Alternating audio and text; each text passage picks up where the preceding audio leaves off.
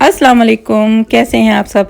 I hope आप सब खैरियत से होंगे, खुश होंगे। अल्लाह पाक सबको खुश और आबाद रखे।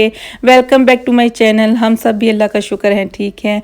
तो इधर मैं कर रही हूँ समेटा समेटी। बच्चे स्कूल चले गए हैं और ब्रिश के कपड़े लिविंग में ही चेंज करवाए थे, तो हैंगर वगैरह पड़े थे तो वो समेट रही हूँ। और इससे पहले मैंने करवाया था हस्बैंड को ब्रेकफास्ट। आज वो भी चले गए हैं ब्रसल, उनका कोई काम था, वो अपने काम के सिलसिले में चले गए हैं। तो ऑनलाइन जो है उनको कॉल पे ही ग्रोसरी भी नोट करवाऊंगी, वो ग्रोसरी भी करते आएंगे। मैं इधर दिखा रही हूँ आपको मौसम इंतहाई गुस्से में और तेज़ हवा चल रही है। टेम्परेचर आलमोस्ट 18-19 है। ये हमारी छत की चिमनी है, इसमें पता नहीं कल से परिंदे वगैरह घुस गए हैं और उन्होंने अपने घोंसले बना लिए हैं अंदर। रात को इतनी ज़्यादा आवाज़ें सुबह से ज़्यादा आ रही थी, तो बस फिर अब पता नहीं क्या होता है इनका। इधर मैं कॉइन डाल रही थी, ये इनमें से निकाल के बकाया मैंने भेज दिए थे। ब्रसल वो गए थे तो वो दे आते हैं सदका वगैरह, रमज़ान का भी जो सारा इकट्ठा हुआ था। फिर मैंने अपने लिए इधर चाय बनाई और नाश्ता वगैरह किया। अकेले बंदे के लिए बड़ा मुश्किल होता है कि वो अपने लिए क्या नाश्ता बनाए और फिर दिल भी नहीं करता।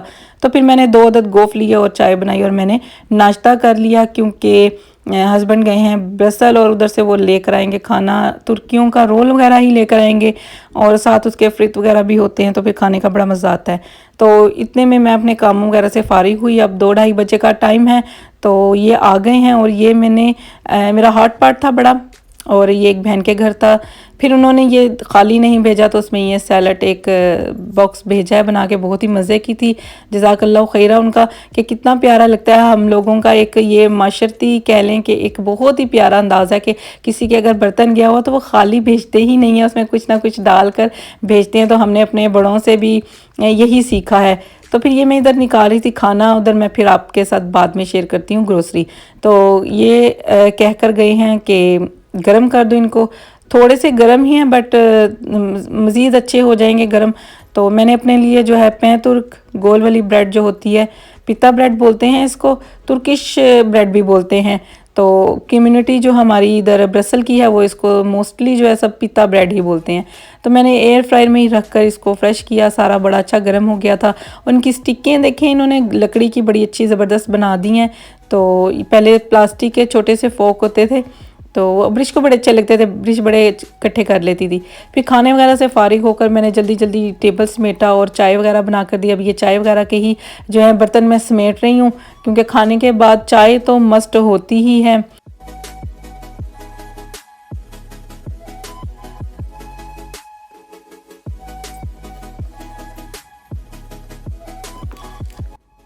फिर मैंने जो है किचन में जाना है जल्दी से और समेटनी है सारी ग्रोसरी। और मैं आ गई हूँ किचन में और मैंने सबसे पहले आते ही जो है धनिए को जो है समेट लिया है। इसको मैं रैप कर कर अच्छे से फ़ोल्ड करूँगी और इसको फ्रिज में रखूँगी और ये कहीं नहीं जाएगा 1 हफ़्ते तक, अगर इसको ऐसे फ़ोल्ड करके रखा जाए। तो काफ़ी मसाले वगैरह थे जो ख़त्म हो गए हुए थे, मैंने इन्हें कॉल पे ही सारे बता दिए थे। तो शुक्र है मेरे प्याज भी आ गए हैं, फ्राई अनियन। तो इनसे अगर कोई शोरबा वगैरह बनाना हो तो बड़ी मज़ेदार बनता है। अगेन गोलगप्पे आ गए हैं गर्मियों में। अब ये गर्मियों की जो बड़ी अच्छी सौगात है कि बच्चे बड़ा पसंद करते हैं। फिर अचार भी आ गया है और रू केवड़ा, जो केवड़ा वाटर होता है वो, सॉरी रू केवड़ा बोल दिया मैंने, केवड़ा वाटर। तो केवड़ा केवड़ा जो ओरिजिनल होता है ना, वो बड़ा मुश्किल, बड़ा थोड़ा सा भी ज़्यादा चला जाए तो वो टेस्ट ख़राब कर देता है, लिहाजा केवड़ा वाटर ही प्रेफर करूँगी तो ये ज़्यादा बेस्ट होता है। तो हरी मिर्चें और सब्ज़ी में जो है ये भिंडियाँ और करेले वगैरह ले आए हैं और केक रस, और ये पेस्ट्री बड़े ही मज़े की है। तो मैं इसके साथ एक डिज़र्ट बनाती हूँ इंशाल्लाह, जल्दी ही अब बनाऊँगी। आ गई है बड़े दिनों बाद, तो इसकी फिर रेसिपी जो है आपके साथ शेयर करूँगी। तो सेवइयाँ भी बारीक लेकर आए हैं, बड़े अरसे के बाद जो है सेवइयाँ आई हैं, क्योंकि अब वो जब से कोविड हुआ था तो कुछ चीज़ें जो है ना शॉर्ट हो गई थी, नहीं आ रही थी। तो मैंने आपको बताया था ईद के वाले दिन जब फैमिली के घर दावत पे गए थे तो उन्होंने बड़ी अच्छी एक जो है बनाई हुई थी मिठाई सेवइयों की। तो मैं इंशाल्लाह अब जल्द ही उसकी रेसिपी आपके साथ शेयर करूँगी। तो ये मैं स्टार्ट कर रही हूँ शॉपिंग बैग से, और इसका जो बॉक्स बना हुआ है तो ये मैंने जल्दी जल्दी इसमें रखा। और बड़ा आसान होता है जब हमारी चीज़ें अपनी जगहों पे हमने रखी होती हैं तो मैनेज करना थोड़ा सा आसान होता है। वरना तो अगर चीज़ें अपनी जगह पे नहीं होती, मैनेज नहीं किया होता किचन, तो बड़ा मुश्किल होता है, जगह बनानी पड़ती है। तो मेरे पास ऑलमोस्ट जो है जगह होती है और मैंने जस्ट उनको उठा कर रखना होता है। जो जगह जिस चीज़ की है मैं बस उसको उधर रखती रहूँगी। और जार वगैरह भी खाली हुए हुए थे तो ये मेरा एक इतना बड़ा जार है कि इसमें जो है एक एक पैकेट उसी हिसाब से मंगाती हूँ कि फुल पूरे आ जाते हैं इसमें। तो चीज़ें काफ़ी ख़त्म हुई हुई थी। ये काला नमक है और ये भी जो है गर्मियों में बड़ा इस्तेमाल होता है, मेलन पे और वाटरमेलन वगैरह पे डालकर बड़ा अच्छा लगता है। और इसका हम बनाकर फिर पीते हैं सोडा। अभी तक नहीं बना, रमज़ान में भी मैंने बहुत अवॉइड किया, बच्चे बहुत ज़्यादा कह रहे थे, लेकिन ज़ाहिर वो थोड़ा सा सही नहीं होता अफ्तारी के फ़ौरन बाद, तो अब बना कर दूंगी। और फिर ये दाल माश ये ख़त्म हो गई थी बिल्कुल, तो इसके जार में मैंने इसको डाला और साथ ही मैंने इनकी जो ऊपर के कवर वगैरह वो सारे साफ़ किए। और ये मैं बताना ही भूल गई थी, बेसन तो ये नहीं आया। तो ये देखें, ये मेरे दालों का है जो दराज है, मैंने इसको साफ़ किया है और फिर इसमें जो है ना इसके सारे जार वगैरह ऐसे रख दिए हैं। ये बहुत लाइट वेट जार है, तो क्योंकि दालों वगैरह को अपना वेट बहुत ज़्यादा होता है, अगर हम जार भी हैवी वेट के इस्तेमाल करें तो फिर ड्रा बड़ा मुश्किल हो जाता है, टूटने का बड़ा ख़तरा होता है। तो देखें, ये मेरा एक सीक्रेट दराज है, तो इसकी तो अच्छी वो कहते हैं ना चंगी मत वजी है, तो इसमें तो सही इसकी दुर्गत बनी हुई है। तो इसको मैं पहले साफ़ करूँगी। इधर मैं डाल रही हूँ ये चावलों का आटा, ये भी काफ़ी दिनों से ख़त्म हो गया हुआ था, नहीं आ रहा था। और ये देखें, ये मुझे कितने दिनों बाद मिले हैं, ये बच्चों को भी फ्राई करके दूंगी। तो पहले एक दो बार फ्राई किए हैं ये।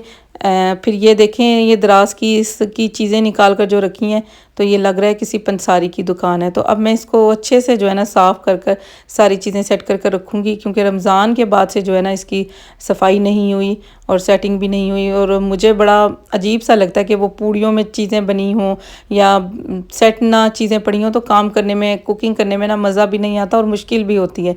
तो मेरा किचन इस तरह से सेट होता है कि जिस खाने को घंटा लगना है ना, वो 15 मिनट में ना तैयार हो जाता है, कि चीज़ें अपनी जगहों पे सारी पड़ी होती हैं और जल्दी जल्दी मिल जाती हैं।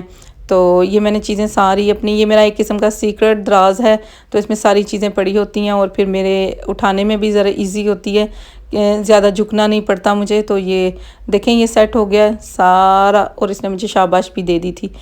तो फिर इधर मैंने रखी थी शकरकंदी एयर फ्रायर में, ये मैंने दूसरी तीसरी बार इसमें ट्राई किया, बहुत ही ज़बरदस्त बनती है। देखें कितनी अच्छी ये सॉफ्ट अंदर से टेंडर हो गई है और खुशक भी नहीं हुई। पानी में तो बहुत ज़्यादा वो अजीब सी हो जाती है, तो ये खानी हो जाती है। इसकी मैं बनाकर भेजूँगी मियाँ जी को चाट, क्योंकि बच्चे नहीं पसंद करते, और इनको ही मैं फ्राई कर दूँगी ये, क्योंकि काफ़ी देर हो गया था खाना वगैरह खाने को, तो अब बच्चों को कोई चाहिए था स्नैक वगैरह। और फिर ये स्नैक वगैरह तो खैर खाली नहीं होता मेरे बच्चों का, तो यही खाकर जो है ना पेट फुल हो जाता है, फिर वो खाना वगैरह जो है नहीं खाते। तो फिर इधर मैंने जो है मियाँ जी को बनाकर भेजी इसकी शकरकंदी की चाट। मेरे पास लेफ़्ट ओवर में जो कल गोलगप्पे बनाए थे, तो उसकी ये इमली वगैरह पड़ी थी, और फिर मैंने इसके ऊपर ये इमली वगैरह की चटनी डाली और साथ चाट मसाला थोड़ा सा स्प्रिंकल किया। और अब ये मैंने अपने लिए निकाली थी, ये मैं खाने लगी हूँ, फैज़ान ने खाई, थोड़ी सी मैंने खाई, और ये बहुत ही मज़े की लग रही थी। शकरकंदी बहुत ज़्यादा मीठी थी, और मैंने वो जो खाने के साथ पिक्स आई थी, तो फिर उसी के साथ खाई। इधर मैं अब्रिश पे बड़ा ज़ोर दे रही थी कि ये खा ले, बट इसने नहीं खाई। इसने वो स्नैक वगैरह जो बनाकर इसको पापड़ फ्राई करके दिए थे वही खा लिए थे। और इधर ये बैठ के खा रही हैं चॉकलेट स्ट्रॉबेरी, और इसको इतनी मज़े की लगती है ये स्ट्रॉबेरी चॉकलेट। तो ये देखें इसे कितनी ज़्यादा चॉकलेट डलवाई है, और ये बनाकर गनैश जो नुतेला की गनैश बनती है वो डालकर खाती हैं, और साथ में वो आइसिंग पाउडर डालकर बड़ी मज़े की लगती है। तो इन्होंने ये खा ली थी, फिर इन्होंने शाम को खाना वगैरह भी किसी ने नहीं खाया था। तो इधर मैं तैयार कर रही हूँ, 7 बज गए हैं, और मियाँ जी के लिए करेले, आज ये 3 से 4 अदद तकरीबन करेले लेकर आए थे। और क्योंकि मैंने कल बनाया था गोश्त, तो बच्चों ने वो भी नहीं किसी ने खाया था, तो मैंने इसको फ्रीज़ कर दिया था कि वो रहे, ठीक रहे।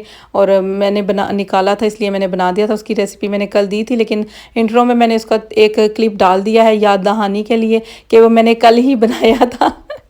तो फिर आज मैं उसमें जो है ना करेले डालूंगी। करेले गोश्त बहुत ही मज़े के लगते हैं, तो इसमें प्याज डालूंगी, करेले डालूंगी।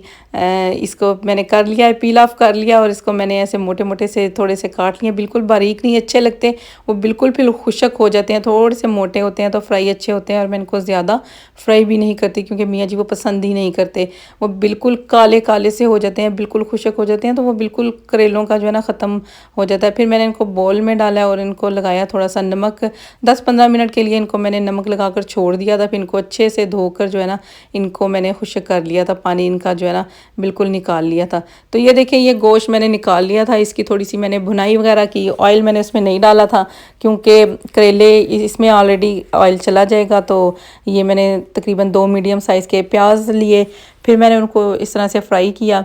जब ये थोड़े से गोल्डन ब्राउन हो जाएंगे तो मैंने इसमें डाल दिए थे इस टाइम में करेले, क्योंकि मैंने बताया आपको करेलों को ज़्यादा फ्राई नहीं करती, बिल्कुल लाइट सा ही फ्राई करती हूँ कि वो उनका जो एक तीखापन सा, एक कड़वाहट सी जो होती है ना थोड़ी सी, वो हो तो करेलों का मज़ा आता है खाने का। और जो है हस्बैंड भी वही पसंद करते हैं।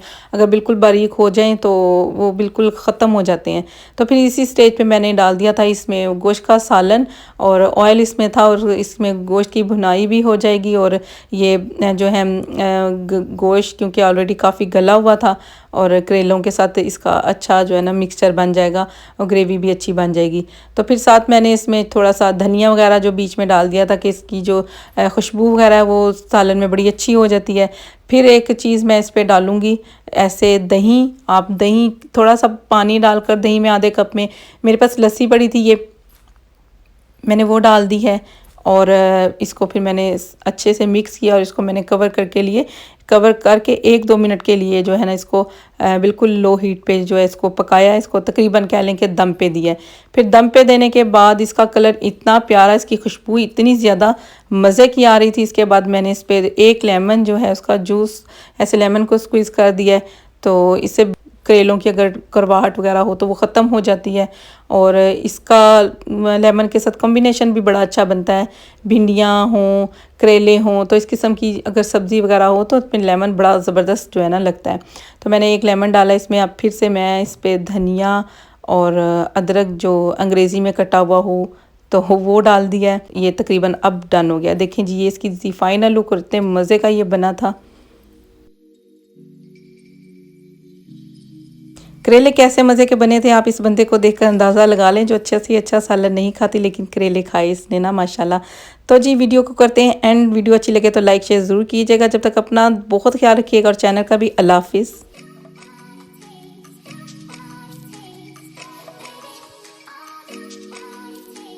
ये भी अभी दोपहर के ही क्लिप है, मैं ऐड करना भूल गई थी, मैंने वॉइस भी ओवर कर ली, तो फिर मैंने बाद में देखा और मैंने फिर इस टाइम में इसको ऐड कर दिया।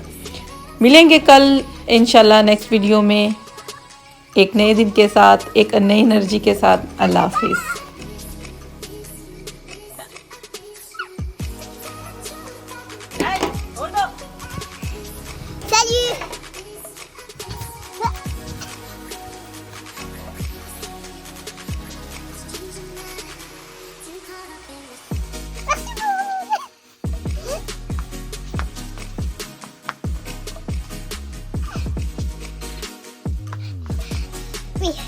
Salam.